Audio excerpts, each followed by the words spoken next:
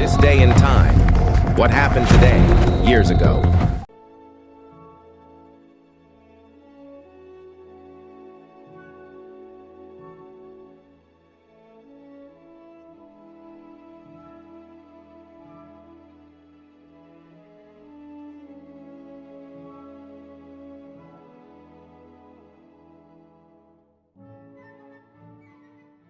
Okay, let's unpack this. History can sometimes feel like a predictable flow. You know, one thing just inevitably leading to another. Yeah, I can seem that way. But the sources we're diving into today offer a different view. They really highlight moments where the course of events was, well, dramatically altered by extraordinary choices. Choices made under immense pressure. Exactly. These aren't just points on a timeline. They're critical junctures. Moments where individuals or groups faced urgent, really high-stakes decisions, and their actions just forged a completely new path. Right. And the source material we have focuses specifically on these decisive actions in military history. And our mission in this deep dive is to zoom in on 3 specific examples presented in these sources, all happening in June, actually, but across different centuries. We've got São Mamede in 1128, Aldie in 1863, and Operation Ariel in 1940. And these moments, they really weren't predetermined. They were turning points, yeah. Born from these urgent decisions that had profound, lasting impacts. Like what kind of impact? Well, sometimes creating a whole nation, sometimes achieving a vital strategic goal, but at a terrible cost, and sometimes revealing the really complex realities of survival and tragedy, even within a success. So let's dive into these moments and see what the sources tell us. Okay, let's start way back. 1128, the Battle of São Mamede.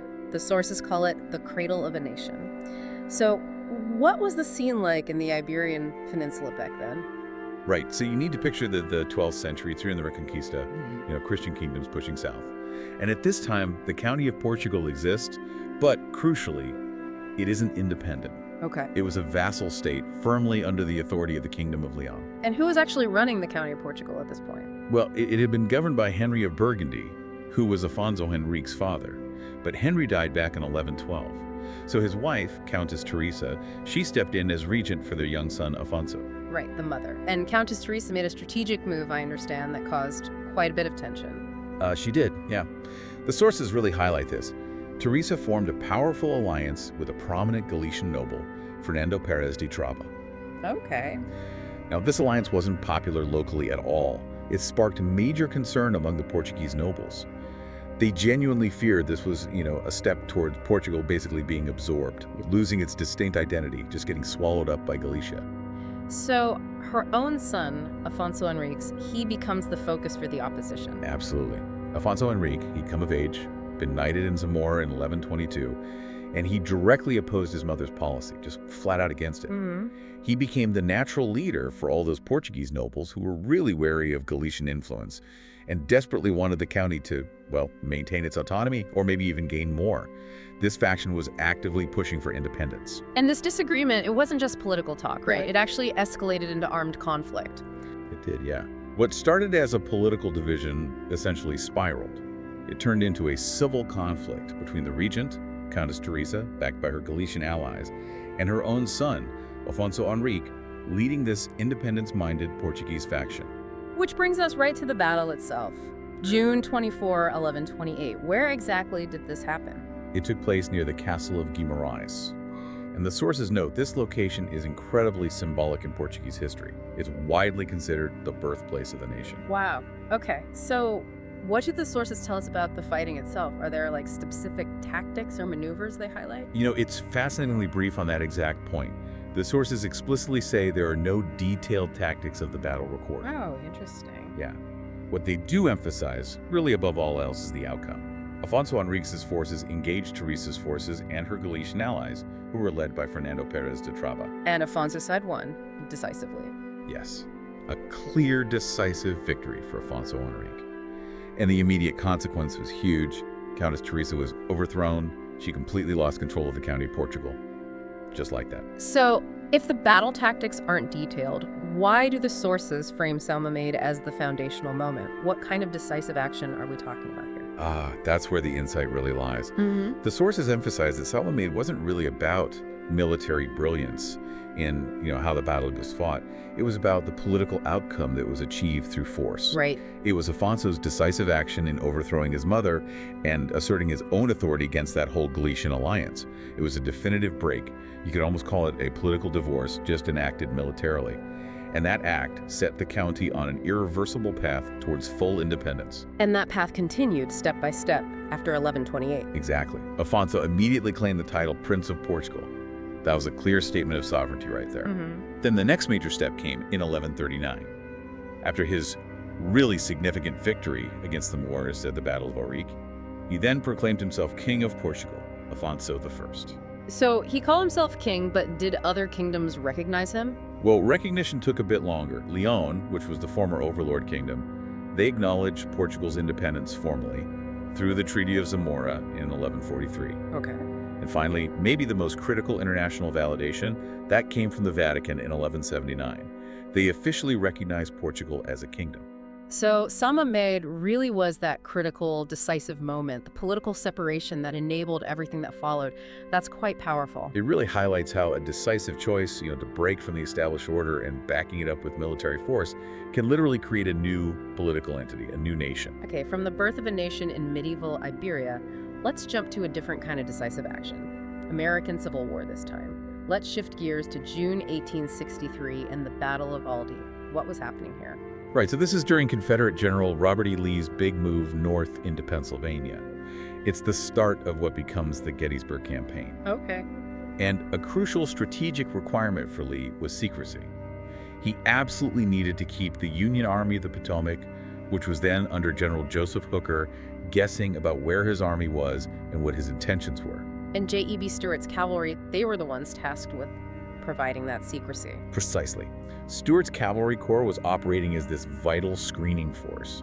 They were positioned between Lee's main army and the Union forces, basically trying to blind the Federals to Lee's movements, keep them in the dark. So the Union objective was pretty clear then. Pierce that screen, find out what Lee was up to. Yes, exactly. The Union cavalry, commanded overall by General Alfred Pleasonton, was actively trying to find gaps in Stuart's screen. They needed to push through and gather intelligence on Lee's location. Aldie was part of this Union effort. Who are the commanders directly involved in the fight at Aldie itself? Okay, for the Union attack, it was Brigadier General Judson Kilpatrick leading the charge. Defending for the Confederacy was Colonel Thomas T. Munford. And the forces they had, the sources list quite a few different units. Yeah, quite a mix. On the Union side, the units included the 1st Maine, 4th New York, 6th Ohio, 10th New York, 2nd New York, 1st Massachusetts, and 1st Rhode Island Cavalry regiments. Okay. And facing them, from the Confederacy, were regiments from the 1st through the 5th Virginia Cavalry. Got it. So tell us about the battle itself, June 17th, 1863. How did it unfold? Well, the fighting kicked off around 2:00 p.m. Munford's Confederate forces, they took up a really strong defensive position just west of the town of Aldie. And the terrain there, particularly the numerous stone walls in the area, proved incredibly effective as cover for their defense. They used it really well. So was it like a fluid cavalry charge and countercharge kind of fight or something different? The sources describe it more as a fierce, 4-hour engagement. It was characterized by repeated Union cavalry charges being repelled by the Confederates. The defenders really effectively used their positions behind those stone walls, and the sources specifically note particularly effective sniper fire coming from cover. It sounds like it was brutal, pretty close quarters fighting. And one unit in particular seems to have suffered terribly in these charges. Yes, the sources really highlight the devastating losses for the 1st Massachusetts Cavalry. They paid an incredibly heavy price trying to break through those Confederate lines, just hammered. How did the battle finally end? Well, Union reinforcements started arriving later in the afternoon. And faced with this increasing Union pressure, Munford conducted an orderly withdrawal, pulling back westward towards Middleburg. So looking at the immediate outcome, who actually held the field at the end of the day? The Union forces ended up holding the battlefield itself after the Confederates withdrew. So, tactically, I suppose you could view it as something of a stalemate, maybe? The Union didn't completely shatter the screen at Aldie, but the Confederates did withdraw. But the sources frame it as a strategic success for the Confederacy. How did they get to that conclusion, especially given the withdrawal and the heavy losses? Ah, that's the key insight here. The sources really emphasize that Munford's stubborn and, yes, costly defense despite the tactical outcome of withdrawing, achieved a crucial strategic goal. Which was? The 4 hours of intense fighting at Aldie caused a significant delay for the Union cavalry's push. And this delay was vital. It helped maintain Stuart's overall screening operation and successfully shielded Lee's strategic movement north towards Gettysburg for a critical period. I see. So Aldie is seen as one part of a series of cavalry engagements, including Middleburg and Upperville, which happened soon after that collectively achieved this really vital strategic objective for the Confederacy. So a tactical bloodbath that actually served a larger strategic purpose. Precisely. It's a stark example. And the sources really drive home the cost by highlighting the 1st Massachusetts Cavalry again. No. They went into that fight with 294 men and lost 198 dead, wounded, or captured. So, achieving that strategic success for the South came at an incredibly high cost in casualties for the units doing the actual fighting. It was a decisive defense, absolutely, but it was bought with blood. Okay, let's jump forward again. Another big shift. To the desperate situation in June 1940, right after the miracle of Dunkirk. The sources describe Operation Ariel using the phrase, desperate survival. Yeah, the context here is absolutely critical. While Dunkirk, which ended June 4th, was this remarkable evacuation saving hundreds of thousands, it wasn't the end of the story, not by a long shot. Right. There were hundreds of thousands more Allied soldiers still stranded across various parts of France, left behind. And France itself was just rapidly collapsing under the German invasion at this point. Totally. The German offensive, codenamed Fall Rot, or Case Red, which began on June 5th, was just slicing deep into the country. Paris fell on June 14th, and just 3 days later, on June 17th, France requested an armistice with Germany. The situation was dire. It was deteriorating by the hour. So Operation Ariel was the British response to this unfolding disaster. It was. Starting around June 15th, the Royal Navy launched Operation Ariel. Its mission was basically to continue rescuing as many of the remaining Allied troops as possible from multiple points along the French coast before they were cut off or captured by the advancing Germans. So it wasn't centered on a single port like Dunkirk was? No, exactly. It was much more spread out along the western French coast. The sources list key evacuation ports, including Cherbourg, Saint-Malo, Brest, Saint-Nazaire, La Pallice, even down to the Gironde estuary area. It was a frantic race against time. And dangerous too, I imagine. Very dangerous. Carried out under constant threat and frequent attack from the German Luftwaffe. They knew what was happening. And despite all that chaos, a significant number of people were actually evacuated through Ariel. They were. It was a massive undertaking, really. Operation Ariel managed to rescue approximately 191,870 military personnel. Wow. And also somewhere between 30,000 and 40,000 civilians got out too. It was a huge, desperate effort to pull people out of a collapsing nation under enemy fire. But within this immense effort of survival, the sources highlight a specific, just horrific tragedy, the HMT Lancastria. Yes, this happened on June 17, 1940, at the port of Saint-Nazaire. The troop ship HMT Lancastria was being loaded as part of the evacuation. Okay. But because of the sheer overwhelming numbers of people trying to escape and the terrible urgency, the ship became severely overloaded. Dangerously so. The sources estimate there were somewhere between 5,000 and maybe even 7,000 people crammed onto a vessel meant for far, far fewer. And it was attacked while it was loaded like that. Yes. While it was anchored off Saint-Nazaire, the Lancastria was hit by bombs from German Ju-88 aircraft. Critically, because it was so overloaded and then damaged, it sank with terrifying speed, reports say, in just 20 minutes. 20 minutes. The statistics for that single disaster are just staggering. They are absolutely grim.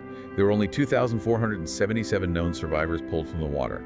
The estimated fatalities are tragically high, ranging somewhere between 3,000 and maybe as many as 6,500 people. Good heavens. The sources note this made it the single worst maritime disaster in British history.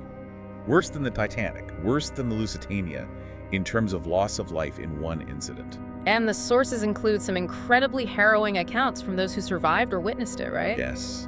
They describe terrible scenes in the water, desperate cries for help, survivors struggling through patches of burning oil from the ship's fuel. Oh, God. There's even this detail that's just hard to comprehend, mentioning reports of soldiers singing "Roll Out the Barrel" as the ship actually capsized and went down. A kind of defiant gesture, perhaps. It's such a profound tragedy, yet it's not as widely known as Dunkirk, for instance. Why do the sources say that is? What happened? Well, the sources explain that the Prime Minister at the time, Winston Churchill, made the incredibly difficult decision to impose what's called a D-notice. A D-notice? Yeah, it's essentially an official request which the press strongly adheres to, preventing news coverage of the disaster. The reasoning was strategic, purely strategic. To avoid what? To avoid further demoralizing the British public. They had just absorbed the immense shock of France's fall, and Britain itself was facing the very real threat of invasion. The government felt the nation simply couldn't bear another devastating blow to morale of that magnitude, especially one involving such huge loss of life. So, Operation Ariel itself was a decisive operation for survival on a massive scale, saving huge numbers of people. Absolutely. Nearly 200,000 military personnel alone. But one of its most horrific single events, the Lancastria sinking, was deliberately kept out of public knowledge at the time. Exactly. It really highlights the complex, almost impossible choices made under extreme pressure. You have the military and logistical success of saving vast numbers of lives during Ariel overall, contrasted with this catastrophic loss on the Lancastria. A loss that was consciously hidden from public memory, at least initially, to protect national morale in Britain's most desperate hour. It saved many, many lives. But a specific, terrible event within it remained obscured for years. Bringing these three moments together then, São Mamede, Aldie, and Ariel, they really powerfully illustrate this central idea from our sources, don't they? That history isn't just inevitable. They really do. They move us beyond seeing history as just some sort of automatic timeline. They show it as being profoundly shaped by these moments of acute pressure, where individuals and groups make extraordinary choices that divert paths or solidify them, with consequences that just ripple across centuries. São Mamede stands out as that decisive act of political separation, a moment of rupture, really, that was the essential first step in the creation of a nation, Portugal. Yeah. And Aldie emerges as a decisive tactical defense, incredibly costly in human lives, yes, but one which the sources argue achieved a vital strategic goal for the Confederacy by protecting Lee's crucial movement towards Gettysburg. And then Ariel represents this decisive operation driven by sheer survival, pulling hundreds of thousands back from the brink, back to safety, but also containing within it this specific horrific tragedy on the Lancastria that was deliberately kept from public view at the time for strategic reasons. These cases really demonstrate the weight and the impact of decisions made in these incredibly urgent situations.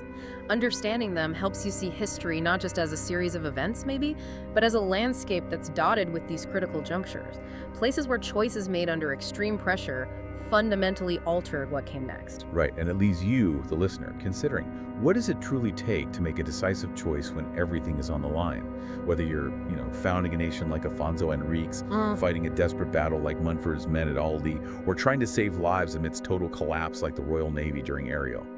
These moments demand such clarity and such action right in the face of immense pressure. Thanks for watching. Like, subscribe, and ring that bell for more history daily.